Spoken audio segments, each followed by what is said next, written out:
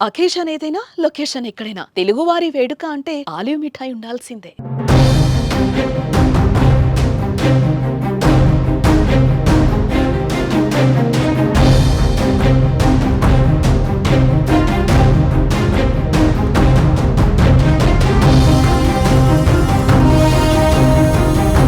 India కాల్పులాపిన Balochistan మాత్రం పాకిస్తాన్ అంతు చూస్తోంది.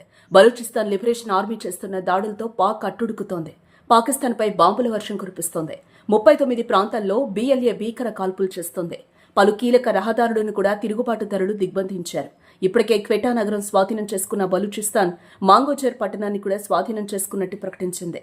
ముఖ్యంగా తమ ప్రాంతంలోని పాక్ జాతీయ జెండాలను తొలగిస్తూ ప్రభుత్వ కార్యాలయాలు, భవనాలు, స్మారక చిహ్నాలపై తమ జెండాలను ఎగురవేస్తున్నారు. ఈ ఆపరేషన్ ఇంకా కొనసాగుతుందని, భవిష్యత్తులో పాకిస్తాన్ సైనిక కాన్వాయ్లే లక్ష్యంగా దాడులు కొనసాగిస్తామని BLA హెచ్చరించింది.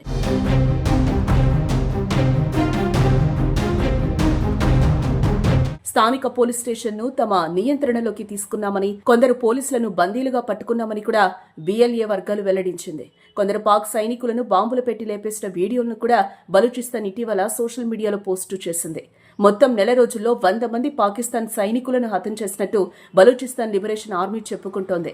బలూచ్ మెరుపు దాడితో పాక్ జవాన్లు ఉక్కిరిబిక్కిరవుతున్నారు.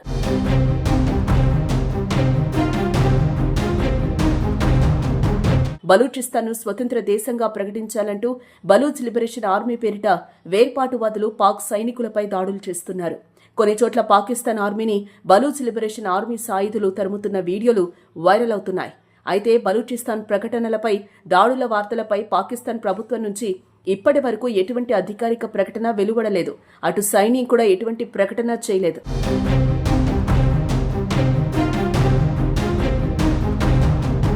మరోవైపు పాకిస్తాన్ అంతు చూసేందుకు భారత్ సాయాన్ని కూడా బలూచిస్తాన్ కోరింది.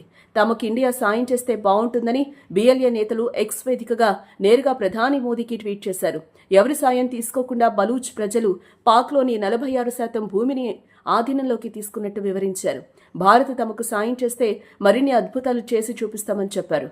ముఖ్యంగా భారత రక్షణ బడ్జెట్లో 5%, ఆయుధాల్లో 2% ఇవ్వగలిగితే పాక్ అంతు చూస్తామని వివరించారు.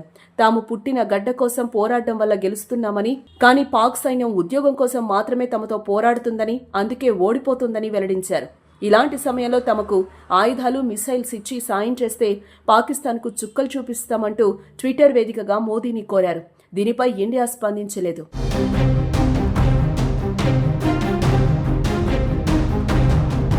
బలూచిస్తాన్తో పాటు తెహ్రీకే తాలిబాన్ పాకిస్తాన్ అనే తాలిబాన్లు కూడా పాక్ సైనిక స్థావరాలపై TTP ఉగ్రవాదులు మొదట లేజర్ రైఫిల్స్ తో 6 సైనికులను హతమార్చి అనంతరం తేలికపాటి ఆయుధాలతో మిగిలిన వారిపై మెరుపు దాడికి పాల్పడ్డారు. ఈ దాడిలో మొత్తం 10 మంది సైనికులు హతమయ్యారు. ఇలా సొంత దేశంలోనే అంతర్యుద్ధంతో పాకిస్తాన్ ప్రమాదంలో పడింది. దీనికి ఇండియాతో పెట్టుకుని మరింత నష్టాన్ని చూసింది.